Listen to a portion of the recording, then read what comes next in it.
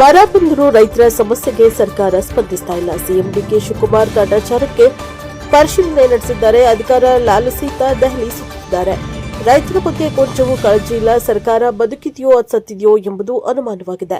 ಕೂಡಲೇ ಜಿಲ್ಲೆಯಲ್ಲಿ ಬರಪೀಡಿತ ಎಂದು ಘೋಷಿಸಿ ಪರಿಹಾರ ಘೋಷಣೆ ಮಾಡಬೇಕು. ಅಧಿಕಾರ ಲಾಲಸೆಯಿಂದ ಸರ್ಕಾರ ಹಾಗೂ ಸಿಎಂ ದೆಹಲಿ ಸುತ್ತಾ ಇದ್ದಾರೆ. ರಾಜ್ಯದಲ್ಲಿ ಬರ ಆವರಿಸಿದ್ರೂ ಅವರಿಗೆ ರೈತರ ಬಗ್ಗೆ ಕಾಳಜಿ ಇಲ್ಲವಾಗಿದೆ. ಇದರಿಂದ ಸರ್ಕಾರ ಬದುಕಿದೆಯೋ ಸತ್ತಿದೆಯೋ ಎಂದು ವಿರೋಧ ಪಕ್ಷದ ನಾಯಕ ಆರ್ ಅಶೋಕ್ ಆಕ್ರೋಶ ವ್ಯಕ್ತಪಡಿಸಿದರು. ಚಿತ್ರದುರ್ಗದ ಹಿರಿಯೂರಿನ ಸೂರಗೊಂಡನಹಳ್ಳಿಯಲ್ಲಿ ಬುಧವಾರ ರೈತರ ಹೊಲಗಳಿಗೆ ಭೇಟಿ ನಂತರ ಮಾಧ್ಯಮಗಳೊಂದಿಗೆ ಮಾತನಾಡಿ, ಚಿತ್ರದುರ್ಗ ಸೇರಿದಂತೆ ರಾಜ್ಯದಲ್ಲಿ ಬರ ಆವರಿಸಿದೆ. ಜಿಲ್ಲೆಯಲ್ಲಿ 19% ಮಾತ್ರ ಬಿತ್ತನೆಯಾಗಿದೆ. ಸೂರ್ಯಕಾಂತಿ, ಶೇಂಗಾ ಬಿತ್ತಿರುವ ರೈತರು ಮಳೆಯಿಲ್ಲದೆ ಕಂಗಾಲಾಗಿದ್ದಾರೆ. ಮಳೆ ಬಂದರೂ ಬಾರದಿದ್ರೂ ಬೆಳೆ ಅಂತೂ ಬರುವುದಿಲ್ಲ. ಅಧಿಕಾರಿಗಳು ರೈತರಿಗೆ ಅನ್ಯಾಯ ಆಗದಂತೆ ವರದಿ ನೀಡಬೇಕು ಎಂದು ಅಧಿಕಾರಿಗಳನ್ನ ತರಾಟೆಗೆ ತೆಗೆದುಕೊಂಡರು. ನಮ್ಮ ಸರ್ಕಾರವಿದ್ದಾಗ ಬರ ಘೋಷಣೆಯಾಗಿ 1 ತಿಂಗಳಲ್ಲಿ ಪರಿಹಾರ ನೀಡಿದ್ದೆ. ಕೇಂದ್ರದ ಬಗ್ಗೆ ಮಾತನಾಡದೆ ಮೊದಲು ಬರ ಪರಿಹಾರ ನೀಡಿ ಅವರು ಬಂದು ವರದಿ ಪಡೆದ ನಂತರ ಅವರು ಕೆಲಸ ಮಾಡ್ತಾರೆ. ಕಾಂಗ್ರೆಸ್ ಸರ್ಕಾರ ರೈತರನ್ನ ಬಿಟ್ಟು ಮಂತ್ರಿಮಂಡಲ ರಚನೆಗಾಗಿ ಓಡಾಡ್ತಾ ಇದೆ. ಇವರಿಗೆ ಮಂತ್ರಿಮಂಡಲ ಮುಖ್ಯವಾಗಿದೆ. ಆದರೆ ಅಧಿಕಾರ ಪಡೆದು ಲೂಟಿ ಮಾಡಲು ರೈತರ ಕಡೆಗೆ ನೋಡ್ತಾ ಇಲ್ಲ. ರೈತರ ಜೊತೆ ಮಾತನಾಡಲು ನಿಮಗೆ ಯೋಗ್ಯತೆ ಇಲ್ಲವೇ? ರೈತರ ಪರವಾಗಿ ಬಿಜೆಪಿ ಅಧಿವೇಶನದಲ್ಲಿ ಹೊರಗೂ ಒಳಗೂ ಹೋರಾಟ ಮಾಡ್ತೇವೆ. ರೈತರು ಚಿಂತಿಸುವುದು ಬೇಡ. ರೈತ ಆತ್ಮಹತ್ಯೆ ಹೆಚ್ಚಾಗ್ತಾ ಇದೆ. ಈ ಸರ್ಕಾರ ಬಂದ ಮೇಲೆ 3,000ಕ್ಕೂ ಹೆಚ್ಚು ಆತ್ಮಹತ್ಯೆ ಆಗಿದೆ. ಆದರೆ ರೈತರ್ಯಾರು ಹೆದರೋದು ಬೇಡ. ಸರ್ಕಾರದ ಕಿವಿ ಹಿಂಡಿ ಪರಿಹಾರ ಕೊಡಿಸ್ತೇವೆ ಎಂದು ಹೇಳಿದ್ರು. Bureau report. ಇದನ್ನ ವರದಿ ಮಾಡಿದ್ದೀವಿ ಸರ್. ಆಲ್ರೆಡಿ 1ನೇ ತಾರೀಕು ಒಂದು TRDC ಮೀಟಿಂಗ್ ಅಂತ ಕರೆದಿದ್ದೀವಿ ಸರ್. ಡಿಸಿಯಿಂದ ಏನು ಬಂದಿದೆಯಾ? ಡಿಸಿಯಿಂದ ವರದಿ ಕೊಡಿ ಏನನ್ನ ಬರಗಾಲ ಡಿಕ್ಲೇರ್ ಆದ್ಮೇಲೆ ಅದು ರೈನ್ಫಾಲ್ ಡೇಟಾ ಅದು ಬರಗಾಲ ಹೆಂಗೆ ಡಿಕ್ಲೇರ್ ಆಗುತ್ತೆ? ಬರಗಾಲ ಡಿಕ್ಲೇರ್ ಆಗಬೇಕಂದ್ರೆ ನಾಮ್ಸ್ ಮಾಡಬೇಕಲ್ಲ. ನಾಮ್ಸ್ ಬರ್ತಾ ಇಲ್ಲ. ಇಲ್ಲ ಸರ್, ಇದನ್ನ ಸೆಟಪ್ ಗೈಡ್ಲೈನ್ ಎಷ್ಟಿದೆ ಇಲ್ಲಿ ಸರ್? ಒಂದು ನಿಮಿಷ ಸರ್. ಇದನ್ನ ತೇವಾಂಶ ಎಷ್ಟಿದೆ ಅದನ್ನ ಮೆಜರ್ ಅದ್ರ ಮೇಲೆ ತಾನೇ ಬರಗಾಲ ಡಿಕ್ಲೇರ್ ಮಾಡೋದು. 42% ಕೊರತೆ ಇದೆ ಸರ್. ಕೊರತೆ ಅಲ್ಲಪ್ಪ, ತೇವಾಂಶ ಗಾಳಿಯಲ್ಲಿ ತೇವಾಂಶ ಎಷ್ಟಿದೆ, ಮಳೆ ಎಷ್ಟು ದಿನ ಬಂದಿಲ್ಲ. ಹ್ಯೂಮಿಡಿಟಿ ಬಂದ್ಬಿಟ್ಟು ಅದು ಒಂದು 26-27% ಇರುತ್ತೆ ಸರ್. ಆಮೇಲೆ 5 ವೀಕ್ಸ್ ಮಳೆ ಇಲ್ಲ ಸರ್ ನಮಗೆ. ಅದು ಕ್ರೈಟೀರಿಯಾ ಇದೆ ಕಂಟಿನ್ಯೂಸ್ ಸರ್. ಒಂದು ಡ್ರಾಟ್ ಡಿಕ್ಲರೇಷನ್ಗೆ ಒಂದು ರೈನ್ಫಾಲ್ ಕಡಿಮೆ ಇರ್ತಕ್ಕಂಥದ್ದು ಸರ್. ಎರಡನೇದು ಬಿತ್ತನೆ ಕೊರತೆ ಇರ್ತಕ್ಕಂಥದ್ದು. ನಾನು ರೆವಿನ್ಯೂ ಮಿನಿಸ್ಟರ್ ಸರ್. ನನ್ಗೆ ಹೇಳ್ತೀವಿ, ನಾವೇ ತಾನೇ ಮಾಡಿ. ಸರ್ ಹೋದ ವರ್ಷ ಇದೇ ತರ ಕೊರತೆ ಆಯಿತು ಸರ್. ಹೋದ ವರ್ಷ ಒಟ್ಟು 3 ಲಕ್ಷ ಎಕರೆನಾ? 3,17,000 hectare sir. ಅದರಲ್ಲಿ ಆಗಿರೋದು 60,000. ಹೌದು ಸರ್. ಚಿತ್ರದುರ್ಗ ಜಿಲ್ಲೆನಲ್ಲಿ ಇಡೀ ಜಿಲ್ಲೆದು ಹೇಳ್ತಾರೆ. ಹೌದು ಸರ್. ಹಿರಿಯೂರು ತಾಲೂಕಲ್ಲಿ ಸರ್ ನಮ್ದು 40,000 ಹೆಕ್ಟರ್ ಆಗಬೇಕಾಗಿತ್ತು ಸರ್. 4,227 ಹೆಕ್ಟರ್ ಮಾತ್ರ ಆಗಿದೆ. 11% ಇಲ್ಲಪ್ಪ ಆಗಿರೋದು. ಆಗ ಈ ಥರ ರೈತರಿಗೆ ಈ ಥರ ಇದಾಗಿರ್ತಕ್ಕಂಥದ್ದು ಎಷ್ಟು ಎಕರೆ ಅಂತ ಹೇಳ್ತಾ ಇರೋದು ಬಿತ್ತನೆ ಆಗಿದೆಯಪ್ಪ. ಅಲ್ಲ, ಇದು ಬಿತ್ತನೆ ಆಗಿ ಒಂದು ನಿಮಿಷ. ಈಗ ನೋಡಿ, ಇವ್ರದ್ದು 13 ಎಕರೆ ಚಿಲ್ಲರೆ ಅಂತ ಹೇಳ್ತಾರೆ. ಅಪ್ಪ ಇನ್ನೊಂದು ರೈತರು ಕೆಳಗಡೆ 18 ಎಕರೆ ಅಂತ ಹೇಳ್ತಾರೆ. ಈ ರೀತಿಯಾಗಿ ಆಗಿರ್ತಕ್ಕಂಥದ್ದು ಸರ್ ನಮ್ಮಲ್ಲಿ ರೈನ್ ಫೆಡ್ ಏರಿಯಾ 3,042 ಹೆಕ್ಟರ್ ಆಗಿದೆ. ಅಷ್ಟನ್ನು ಕೂಡ ಇದೇ ತರನೇ ಇರೋದು. ಯಾಕಂದ್ರೆ 50 ದಿನ ಮಳೆನೇ ಬಂದಿಲ್ಲಲ್ಲ ಸರ್. ಮಳೆ ಬಂದಿಲ್ಲ. ಒಂದು ತಾಲೂಕು ಎಷ್ಟು ನಿಮ್ದು ತಾಲೂಕಲ್ಲಿ ಎಷ್ಟು ಎಕರೆ ಸರ್? ನಮ್ಮಲ್ಲಿ ಇರಿಗೇಷನ್ ಸರ್ ನಮ್ಗೆ ಇರೋದು ಸರ್ 1,185 ಅಂದರೆ borewell irrigation. Total land sir ನಮ್ಮದು 1,11,000 ಹೆಕ್ಟರ್ ಇದೆ. 1 ಲಕ್ಷ. ಜಿಲ್ಲೆದು 3 ಲಕ್ಷ ಅಂತಾರೆ ಅವರು. ಅಲ್ಲ ಸರ್, ಟೋಟಲ್ ಭೌಗೋಳಿಕ ವಿಸ್ತೀರ್ಣ ಸರ್. ನಿಮ್ಮ ತಾಲೂಕಲ್ಲಿ ಮಧ್ಯಂತರ ಆದರೂ ಕೊಡೋದು ಸರ್. ಇಲ್ಲ, ಆ್ಯಕ್ಚುಲಿ ಏನಿದೆ, ಒಂದು ರೈನ್ಫಾಲ್ ಇರುತ್ತೆ, ಒಂದು ಮಳೆ ಕೊರತೆಯಿಂದ ನಮ್ಮಲ್ಲಿ ಪೂರ್ಣ ಪ್ರಮಾಣದಲ್ಲಿ ಬಿತ್ತನೆ. ತಾಲೂಕಲ್ಲಿ ಒಂದು ನಿಮಿಷ ಸರ್, ತಮ್ಮ ಸಮಪೂರ್ಣ ನಮ್ಮಲ್ಲಿ 3,17,000 ಹೆಕ್ಟೇರ್ ಇರುತ್ತೆ ಸರ್. 65,000 ಹೆಕ್ಟೇರ್ ಮಾತ್ರ ಬಿತ್ತನೆ ಆಗಿರ್ತದೆ. ಅಂದರೆ 19% ಅಷ್ಟು ಸೋಯಿಂಗ್ ಆಗಿದೆ ಸರ್ ಎಂಟೈರ್ ಜಿಲ್ಲಾ. 3 ಲಕ್ಷದಲ್ಲಿ. ಹೌದು ಸರ್, ಎಂಟೈರ್ ಜಿಲ್ಲಾ ಸರ್. ಇದು ಏನಿದೆ ಬ್ಲಾಕ್ ಸಾಯಿಲು ನಮ್ಮಲ್ಲಿ ಸುಮಾರು ಒಂದು 45,000 ರಿಂದ 57,000 ಹೆಕ್ಟೇರ್ವರೆಗೂ ಬ್ಲಾಕ್ ಸಾಯಿಲ್ ಬರುತ್ತೆ ಸರ್. ಬ್ಲಾಕ್ ಸಾಯಿಲಲ್ಲಿ ಒಂದು ಸ್ವಲ್ಪ ಸೋಯಿಂಗ್ ಆಗಿರ್ತಕ್ಕಂಥದ್ದು ಇದೆ ಸರ್. ಇವನ್ನ ರೆಡ್ ಸಾಯಿಲಲ್ಲಿ ಸೋಯಿಂಗ್ ಆಗಲಾರದೆ ಇರ್ತಕ್ಕಂಥದ್ದು ಇದೆ ಸರ್. ಅಂದರೆ ರೆಡ್ ಸಾಯಿಲಲ್ಲಿ ಅರೌಂಡ್ ಒಂದು 13%ವರೆಗೂ ಅಷ್ಟೇ ಸೋಯಿಂಗ್ ಆಗಿದೆ ಸರ್. ಸೋಯಿಂಗ್ ಆಗಿರ್ತಕ್ಕಂಥದ್ದೆಲ್ಲ ಈ ಥರ ಸ್ಟಂಟೆಡ್ ಗ್ರೋತ್ ಇದೆ. ಇದರ ಬೆಳವಣಿಗೆ ಕುಂಠಿತ ಆಗಿದೆ ಸರ್. ಇಲ್ಲೇನು ಮುಂದೆ ಇದು ಬೆಳೆದು ಯಾವುದು ಇಳುವರಿನೂ ಸಹ ಇದು ಬರುವಂಥದ್ದು ಇಲ್ಲ ಸರ್. ಸೊ ಇದರಲ್ಲಿ ಈಗ ಇದಕ್ಕೆ ಒಂದು ಸರ್ಕಾರ ಬರ ಡಿಕ್ಲೇರ್ ಮಾಡಿದರೆ ಇವ್ರಿಗೆ ಏನು ಹೇಳಿದರೆ ಇನ್ಪುಟ್ ಸಬ್ಸಿಡಿ ಬರುತ್ತೆ ಸರ್. ಇನ್ಪುಟ್ ಸಬ್ಸಿಡಿ ರೈನ್ಫೆಡ್ ಏರಿಯಾಗಾದರೆ 8,500 1 ಹೆಕ್ಟೇರಿಗೆ ಬರುವಂಥದ್ದಿದೆ ಸರ್, ಬೆಳೆ ಹಾನಿಗೆ ಸಂಬಂಧಪಟ್ಟ ಅದು.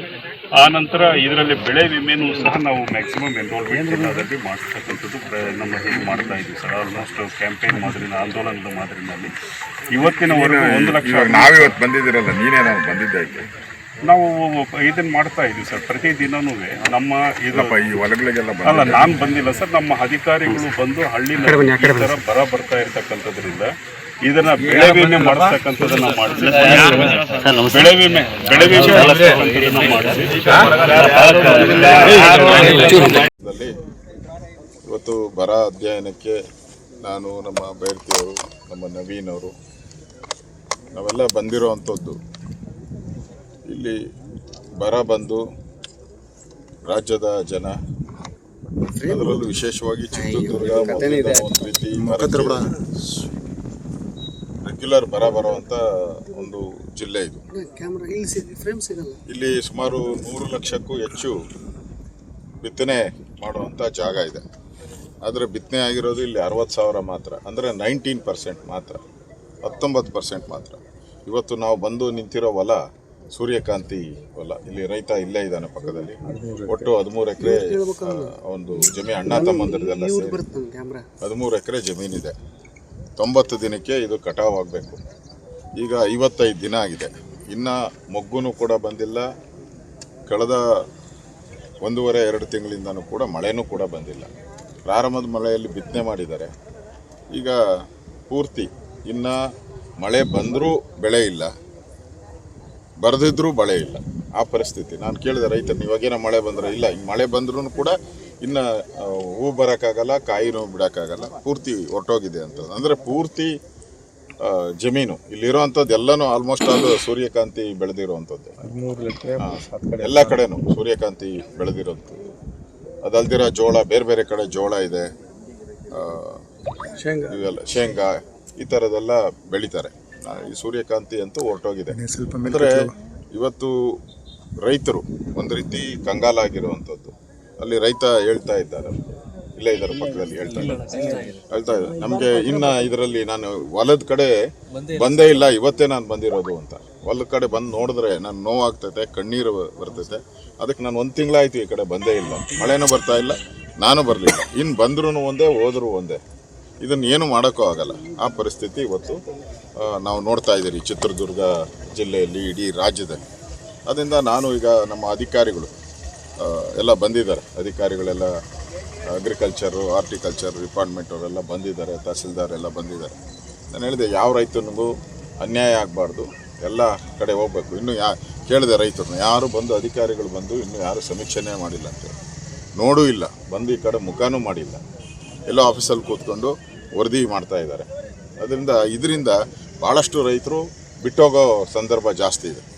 ಇನ್ಶೂರೆನ್ಸು ಅಷ್ಟೇ, ಅಷ್ಟು ಪ್ರಚಾರ ಮಾಡಿಲ್ಲ. ಈ ಜಿಲ್ಲೆಯಲ್ಲಿ ಇನ್ಶೂರೆನ್ಸು ಸಿಗುತ್ತೆ ಅಂಥೇಳಿ ಪ್ರಚಾರ ಮಾಡಿಲ್ಲ. ನಿಮಗೆ 350 ರೂಪಾಯಿ ಕಟ್ಟಿದ್ರೆ ನಿಮಗೊಂದು 4,000 ರೂಪಾಯಿ ಪರಿಹಾರ ಬರ್ಬೋದು. ಅದು ಇನ್ಶೂರೆನ್ಸ್ದು, ಅದು 70%ಗಿಂತ ಜಾಸ್ತಿ ಲಾಸ್ ಆಗಿದ್ದರೆ ಮಾತ್ರ. ಅದರಿಂದ ಇವತ್ತು ರೈತ ಸಂಕಷ್ಟದಲ್ಲಿದ್ದಾರೆ. ನಾವು ಡಿಮ್ಯಾಂಡ್ ಈಗಾಗಲೇ ಬರ ಅಂತ ಘೋಷಣೆ ಮಾಡಿ. ಮಳೆ ಇಲ್ಲಿ ಬಂದು ಚಿತ್ರದುರ್ಗಲ್ಲೇ 2 ತಿಂಗಳಾಯ್ತಪ್ಪ. ನಾ ಹಿಂದೆ ಇದ್ದಾಗ, ರೆವಿನ್ಯೂ ಮಿನಿಸ್ಟರ್ ಇದ್ದಾಗ, ನಾನು ಬರ ಘೋಷಣೆ ಆಗಿದ್ದು ಒಂದೇ 1 ತಿಂಗಳಲ್ಲಿ ನಾನು ಎಲ್ಲರಿಗೂ ಪರಿಹಾರ ಕೊಟ್ಟಿದ್ದೀನಿ, ದಾಖಲೆಗಳಿದೆ. ನಾನು ನಾನಿದ್ದಂಥ 4 ವರ್ಷನೂ ಕೂಡ ಬರ ಪರಿಹಾರದ ಹಣವನ್ನು ಮೊದಲೆಲ್ಲ 9 ತಿಂಗಳು 11 ತಿಂಗಳು ತೊಗೊತಾಯಿದ್ರು. ನಾನು ಬಂದಾಗ 1 ತಿಂಗಳು 2 ತಿಂಗಳಲ್ಲಿ ಎಲ್ಲ ಹಣವನ್ನು ಕೊಟ್ಟಿದ್ದೀನಿ. ನಾನು ಸರ್ಕಾರಕ್ಕೂ ಅದೇ ಆಗ್ರಹ ಮಾಡ್ತಾಯಿದ್ದೆ, ಕೇಂದ್ರ ಸರ್ಕಾರ ಅಂತೇಳಿ ಹೋಗಬೇಕು ಸರ್. ನಾನು ಯಾವತ್ತೂ ಕೂಡ ಕೇಂದ್ರ ಸರ್ಕಾರದ ಮೇಲೆ ಒಂದಿನೂ ಹೇಳೇ ಇಲ್ಲ. ನಾನು ರೆವಿನ್ಯೂ ಮಿನಿಸ್ಟರ್ ಆಗಿ ನಮ್ಮ ಖಜಾನೆಯಲ್ಲಿ ಹಣ ಇತ್ತು, ನಾವೆಲ್ಲರಿಗೂ ಕೊಟ್ಬಿಟ್ರಿ ರೈತರಿಗೆ. ನ್ಯಾಚುರಲ್ ಕೇಂದ್ರ ಸರ್ಕಾರ ಅವ್ರ ತಂಡ ಬರಬೇಕು, ಸಮೀಕ್ಷೆ ಮಾಡಬೇಕು, ಅದಾದಮೇಲೆ ಅವ್ರು ಬಂದೇ ಬರ್ತದೆ. ನ್ಯಾಚುರಲ್ ನಿಮ್ಮ ಅಕೌಂಟಿಗೆ ಸೇರ್ತದೆ. ಹಣ ಫಸ್ಟ್ ಬಿಡುಗಡೆ ಮಾಡೋದು ರಾಜ್ಯ ಸರ್ಕಾರ ಮಾಡಬೇಕು. ಅದರಲ್ಲಿ ಮೀನಾವೇಶ ಎಣಿಸ್ತಾ ಇದೆ.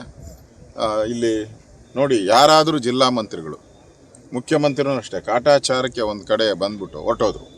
ನಾನು ಈ ಬರ ಸಂಬಂಧಪಟ್ಟಂತೆ 15 ದಿನದಿಂದನೇ ನಾನು ಕಾವೇರಿ KRSಗೆ ಹೋಗಿದ್ದೆ. ಮಂಡ್ಯ ಜಿಲ್ಲೆಯಲ್ಲಿ ಕಬ್ಬು ಒಣಗಿರೋ ಕಡೆ ಹೋಗಿದ್ದೆ. ನಾನು 15 ದಿನದಿಂದನೇ ನಾನು ಪ್ರವಾಸ ಮಾಡ್ತಾ ಇದ್ದೀನಿ. ಇದು 2ನೇ ಕಂತಲ್ಲಿ ನಾನು ಪ್ರವಾಸ ಮಾಡ್ತಾ ಇರೋದು. ಅಂದರೆ ರೈತರ ಸಂಕಷ್ಟದಲ್ಲಿರುವಾಗ ನೀವು ಮಂತ್ರಿಮಂಡಲ ಮುಖ್ಯನೋ ರೈತರ ಸಂಕಷ್ಟ ಮುಖ್ಯನೋ? ನೀವು ಮಂತ್ರಿ ಮಾಡೋದು ಒಂದು 4 ದಿನ ನಿಧಾನ ಆದರೂ ಸರಿ, ಈ ರೈತರ ಸಂಕಷ್ಟಕ್ಕೆ ಸ್ಪಂದನೆ ಮಾಡಬೇಕಾಯಿತು. ಆದರೆ ನೀವು ಅದನ್ನು ಬಿಟ್ಬಿಟ್ಟು ನಿಮ್ಮ ಅಧಿಕಾರದ ಲಾಲಾಸೆಗೋಸ್ಕರ, ಅಧಿಕಾರ ಕಬಳಿಕೆ ಮಾಡೋಕ್ಕೋಸ್ಕರ, ಲೂಟಿ ಹೊಡೆಯೋದಕ್ಕೋಸ್ಕರ ಇವತ್ತು ರೈತರ ಕಡೆ ನೋಡ್ತಾನೆ ಇಲ್ಲ, ಪ್ರವಾಸ ಮಾಡ್ತಾ ಇಲ್ಲ. ಮಾತೆತ್ತರೆ ದಿನನಿತ್ಯ ದೆಹಲಿ. ಇದುವರೆಗೂ ಮುಖ್ಯಮಂತ್ರಿಗಳು 3 ಬಾರಿ ದೆಹಲಿ ಯಾತ್ರೆ ಆಯಿತು. ಅಲ್ಲಿ ಹೋಗಿ ಕಾಕ್ರೋಚ್ ಪಾರ್ಟಿ ಜೊತೆ ಬೆಳಗ್ಗೆಯಿಂದ ಸಂಜೆವರೆಗೂ ಕೂತ್ಕೊಂಡು ಪ್ರತಿಭಟನೆ ಮಾಡೋಕ್ಕಾಗುತ್ತೆ. ಇಲ್ಲಿ ರೈತರು ಹೊಲಗಳಿಗೆ ಬಂದು ಕೂತ್ಕೊಂಡು ರೈತರ ಸಂಕಷ್ಟ ಕೇಳೋಕ್ಕೆ ನಿಮ್ಗೆ ಯೋಗ್ಯತೆ ಇಲ್ಲ ಅಂದರೆ ಈ ಸರ್ಕಾರ ಬದುಕಿದೆಯಾ ಸತ್ತಿದೆಯಾ ಅಂತ ಜನ ಕೇಳ್ತಾ ಇದ್ದಾರೆ. ಅದಕ್ಕೋಸ್ಕರ ನಾವು ತಂಡವಾಗಿ, ನಾನು ಬೈರ್ತಿ ಅವರೆಲ್ಲರೂ ಕೂಡ ಬಂದಿರೋವಂಥದ್ದು, ನ್ಯಾಯ ಸಿಗಬೇಕು. ನ್ಯಾಯ ಸಿಗೋಕ್ಕೆ ನಾವು ಹೋರಾಟ ಮಾಡ್ತೀರಿ. ಈಗಾಗಲೇ ಇಡೀ ರಾಜ್ಯಾದ್ಯಂತ BJPಯ ಎಲ್ಲ ನಮ್ಮ ಪ್ರಮುಖ ನಾಯಕರು ಕೂಡ ಈಗಾಗಲೇ ಎಲ್ಲ ಕಡೆ ಬರ ಅಧ್ಯಯನಕ್ಕೆ ಹೋಗಿದ್ದಾರೆ.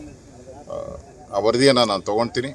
ವಿಧಾನಸಭಾ ಅಧಿವೇಶನ ಏನು ಶುರುವಾಗ್ತೈತೆ 13ನೇ ತಾರೀಕು, ಅದರಲ್ಲಿ ಮೊದಲ ವಿಚಾರವಾಗಿ ಈ ಬರದ ವಿಚಾರನೇ ಮೊದಲ ಆದ್ಯತೆಯಾಗಿ ನಾವು ತೆಗೆದುಕೊಂಡು ರೈತರಿಗೆ ನ್ಯಾಯ ಕೊಡಿಸ್ತೀರಿ. ಅದರಿಂದ ರೈತರು ಯಾರೂ ಪಾಪ ಈ ಸರ್ಕಾರ ಬಂದ ಮೇಲೆ ಭಾಳ ಆತ್ಮಹತ್ಯೆಗಳು ಜಾಸ್ತಿ ಆಗ್ತಾಯಿದೆ. ಸುಮಾರು 3,000ಕ್ಕೂ ಹೆಚ್ಚು, ಈ ಸರ್ಕಾರ ಬಂದ ಮೇಲೆ 3,000ಕ್ಕೂ ಹೆಚ್ಚು ಆತ್ಮಹತ್ಯೆಗಳಾಗ್ತಾಯಿದೆ. ಅದಕ್ಕೆ ರೈತರು ಯಾರೂ ಕೂಡ ಕಂಗೆಡೋದು ಬೇಡ. ನಿಮ್ಮ ಜೊತೆ ನಾವಿದ್ದೀರಿ. ಸರ್ಕಾರದಿಂದ ಏನೇನು ಬರಬೇಕೋ ಅದೆಲ್ಲ ಹಣವನ್ನು ನಾವು ಕೊಡಿಸ್ತೀರಿ. ವಿಧಾನಸಭೆಯಲ್ಲೂ ಕೂಡ ಇದನ್ನು ಧ್ವನಿ ಎತ್ತಿ ಸರ್ಕಾರಕ್ಕೆ ಕಿವಿ ಹಿಂಡಿ ಬೇಗ ಹಣ ಬಿಡುಗಡೆ ಮಾಡುವಂಥದ್ದಕ್ಕೆ ಕ್ರಮಗಳನ್ನು ಕೊಡ್ತೀವಿ.